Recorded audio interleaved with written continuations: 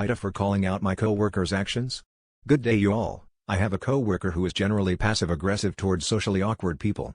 She's done quite a few rude things, such as trash-talking coworkers who are simply a few feet away, making up drama between people, and making sly comments about how anyone who appears socioeconomically below her is disgusting. I called her out in front of two supervisors, as I genuinely do not feel comfortable being remotely near her without a third person nearby. The coworker denied all accusations of harassing or disturbing the general flow of work.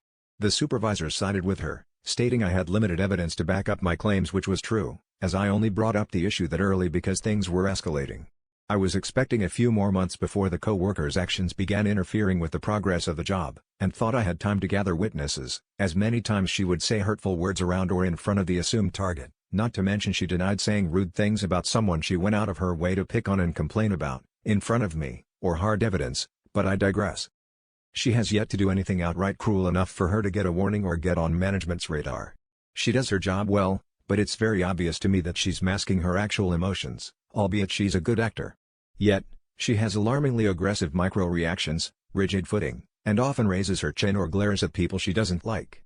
Anywho, during the conversation where I called her out, she claimed to know nothing, and was offended that I didn't pull her aside and talk to her directly. Before I could state my reasoning, I was cut off and the situation was dismissed. Did I simply overanalyze the situation? Ida for assuming an authoritative role here? Clarifying context.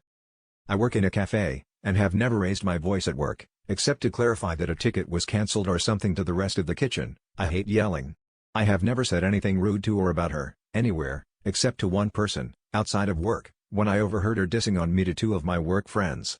My first interaction with her was when I was working on the line alone, while her and her friend chatted off to the side, where she said, "Ew, who is this guy?" while pointing at me. There was no one else in the kitchen that was male when she said that.